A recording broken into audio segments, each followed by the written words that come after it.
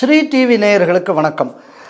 நான் தொடர்ந்து பல காலமாக சொல்லிக்கிட்டு வரேன், தமிழ்நாடு கிட்டத்தட்ட ஒரு போதை தலைநகராக இந்தியாவுக்கு மாறி வருகிறது அப்படின்னு பல காலமாக இதை ஆதாரங்களோடு நாம் சொல்லி வருகிறோம்.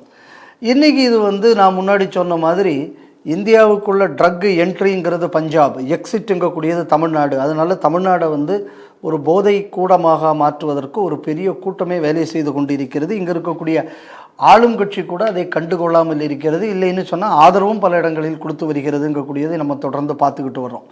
இப்போ இதன் தொடர்ச்சியாக இப்போ ஒரு செய்தி வந்திருக்கு. என்ன அப்படின்னு சொன்னால், திருச்சி சிறப்பு முகாமில் இருந்து ஒரு பெரிய போதை கும்பல் ஆப்ரேட் பண்ணுறதாக சொல்கிறாங்க. இப்போ எதை இந்த போதை கும்பல் அப்படின்னு பார்த்தாச்சு அப்படின்னா, பழனி செல்வி அப்படின்னு ஒரு தம்பதிகள், இவங்க இலங்கையில் ஒரு பெரிய ஒரு போதை சாம்ராஜ்யத்தை நடத்தி வந்தவர்கள். அவர்களுக்கு 3 பசங்க, சீரன், ரெமோசன், கெனிஸ்டன் அப்படின்னு 3 பசங்க. இவங்க 3 பேரும் என்ன பண்ணிட்டாங்க, அங்கே இலங்கையிலேருந்து தப்பி இந்தியாவுக்கு வந்துவிட்டாங்க. என்ன ஒரு விஷயம் என்ன அப்படின்னா, இந்த போதைக்கு தூக்கு தண்டனை இலங்கையில் சட்டப்படி. ஸோ அதனால் அவ்வளோ ஈஸியாக அங்கே ஆப்ரேட் பண்ண முடியாது. அதே போதை பிஸ்னஸில் பெரிய ஆளாக இருக்கக்கூடிய காரணத்தினால எப்போவுமே ஆயுதம் இதெல்லாம் அவங்களுக்கு கூடவே சேர்ந்து வந்துடுச்சு. அதனால் அவங்க ஒரு பெரிய கேங். அப்போ இதில் இந்த பழனி செல்வி தம்பதிகளில் இருக்கக்கூடிய செல்வியை இவங்களுக்கு எதிரான கேங்கில் இருக்கக்கூடிய கண்ணாங்கக்கூடிய கேங்கில் உள்ள ஆட்கள் போட்டு தள்ளிடுறாங்க. அந்த கண்ணாவும் இன்னொரு போதை கடத்தல் கிங் தான்.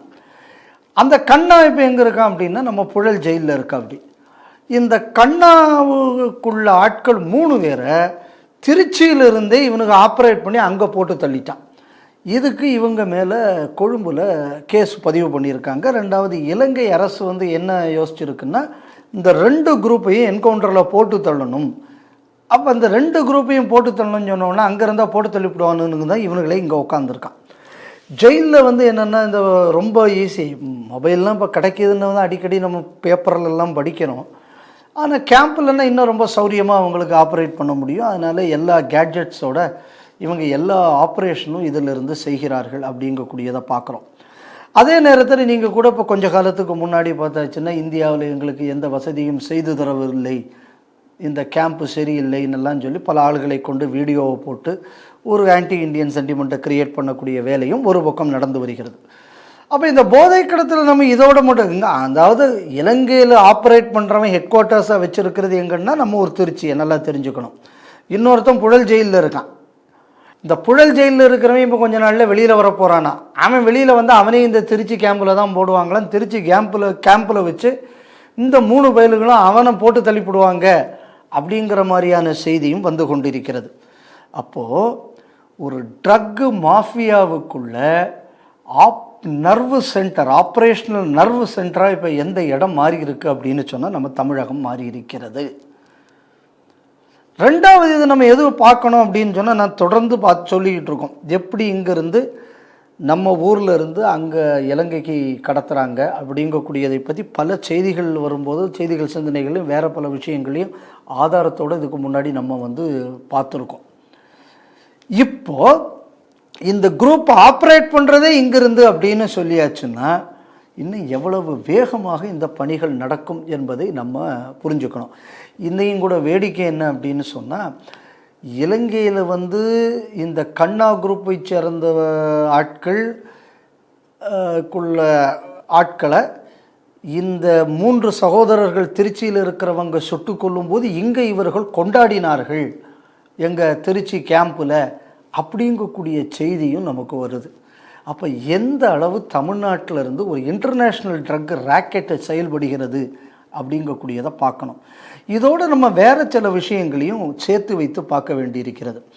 இப்போ என்ன, இந்த மாதிரி வரக்கூடியவங்க திருச்சி கேம்பில் இருக்கிறவன் என்ன சொல்கிறான், எங்களை திருப்பி அனுப்பியும் வைக்க மாட்டேங்கிறாங்க, இலங்கையும் எங்களை ஏற்றுக்கொள்ள மாட்டேங்கிறது, இங்கேயும் எங்களுக்கு வசதிகள் இல்லை, அதனால எங்களுக்கு சிட்டிசன்ஷிப்பு தரணும் அப்படின்னு சொல்லி பல இலங்கை கேம்பில் இருக்கக்கூடிய இல்லைன்னா வெளியில் இருக்கக்கூடியவங்க பலர் இந்த மாதிரியான கோரிக்கையை வைக்கிறார்கள். இப்போது இந்த மாதிரியான ஒரு குரூப்போடு தொடர்பு இருக்கக்கூடியவங்களுக்கு நீங்கள் இந்தியன் சிட்டிசன்ஷிப் கொடுத்தாச்சுன்னா இன்னும் எவ்வளவு வசதியாக இவர்கள் இப்போ இந்த கண்காணிப்பு கூட இவங்களுக்கு இருக்காது. அப்போ எந்த அளவு தமிழ்நாடு வந்து ஒரு போதை கூடாரமாக மாறும் என்பதை நம்ம இதில் புரிஞ்சுக்கணும். அது மட்டும் இல்லாமல் இந்த மாதிரி போதை கூடாரமாகும் போது என்னாகும், இலங்கை வந்து எல்லா குற்றச்சாட்டையும் தமிழர்கள் மீது வைக்கும். அப்புறம் தமிழ் மீனவர்கள் தான் இதுக்கு காரணம்னு சொல்லணும். ஏற்கனவே அங்கே இருக்கக்கூடிய இலங்கையில் இருக்கக்கூடிய தமிழ் மீனவர்களுக்கு எதிரி இந்திய தமிழ் மீனவர்கள், அதுவும் இங்கே உள்ள மீனவர்கள் தாங்கிற மாதிரியாக அங்கே ஒரு நல்ல கட்டமைப்பை அவர்கள் செய்து முடித்து விட்டார்கள். இப்போ இந்த பிரச்சனையும் சேரும்போது என்ன ஆகும்னா, இப்போ வங்கதேசத்தில் இஸ்லாமிய அடிப்படைவாதத்தை வைத்து இந்தியாவுக்கு எதிரான ஒரு சூழல் எப்படி ஏற்பட்டதோ அதே மாதிரி தமிழ் மீனவர்கள் மத்தியில் ஒரு ஆன்டி இண்டியன் சென்டிமெண்ட்டை ஏற்படுத்த முடியும். சமீபத்தில் கூட இப்போ கொஞ்சம் பாகிஸ்தான்காரன் சீனாக்காரன்லாம் வந்து வட இலங்கையிலெல்லாம் சுற்றிட்டு போனான், பல பிஸ்னஸ் விஷயங்கள்லாம் பார்த்துட்டு போனாம்னு பார்த்தோம். அதே நேரத்தில் அதானியை வந்து அங்கேருந்து பிஸ்னஸ் பண்ண விடாமல் தடுத்ததையும் பார்த்தோம்.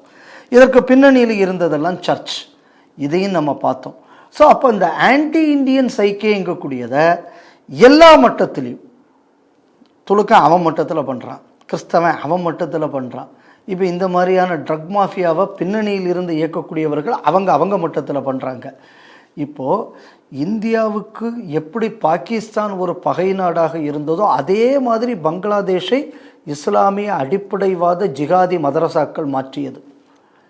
இன்னைக்கு இந்தியாவை கரிச்சு கொட்டக்கூடிய அளவுக்கு இலங்கையில் கொண்டு வரணும்னு நம்ம இந்த மாதிரியான பல ட்ரக்கு விஷயமான பல இப்போ பாருங்கள், இப்போ அங்கே சுட்டு கொண்டவன்லாம் எங்கேருந்து ஆப்ரேட் பண்ணான்னா இந்தியாவிலிருந்து ஆப்ரேட் பண்ணான். அப்போ இந்த விஷயம் சாதாரண சிங்கள மனசில் எப்படி போகும்? இத்தனைக்கு இந்தியா தான் பெருவாரியான உதவியை இலங்கைக்கு செய்கிறது. ஆனால் இன்றைக்கி இருக்கக்கூடிய ஆளக்கூடியவர் வந்து சீனாவுக்கு நெருக்கமான ஒரு கம்யூனிஸ்ட்காரர்.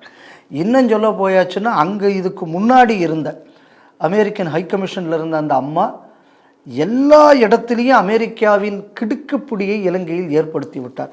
அதனால தான் நான் தொடர்ந்து சொல்லிக்கிட்டு வர்றேன், கொஞ்சம் கொஞ்சமாக சீனாவுக்குள்ள கட்டுப்பாட்டிலையும் அமெரிக்கா கட்டுப்பாட்டுக்குள்ளேயும் இலங்கை சென்று கொண்டிருக்கிறது. அங்கே இருக்கக்கூடிய இந்திய தூதரகம் அந்தளவு எஃபெக்டிவாக செயல்படவில்லைங்கக்கூடிய குற்றச்சாட்டை நான் தொடர்ந்து சொல்லி வருகிறேன். இப்போது இதையும் அதோடு சேர்த்து பார்த்தீங்க அப்படின்னு சொன்னால், வங்கதேசம் பாகிஸ்தானை போல் இலங்கை நமக்கு ஒரு பெரும் தலைவலியாக உருவாகி வருகிறது. அது உருவாவதற்கு அடித்தளம் தமிழகத்தில் அமைக்கப்படுகிறது. இங்கு இருக்கக்கூடிய ஆளும் அரசு, தமிழகத்தில் இருக்கக்கூடிய ஆளும் அரசு இதற்கு உதவியும் செய்து வருகிறது என்பது உண்மைக்குமே இது ஒரு அபாயகரமான விஷயம். இதை புரிந்து மத்திய அரசு நடவடிக்கை எடுக்க வேண்டும் என்று கேட்டுக்கொள்கிறேன்.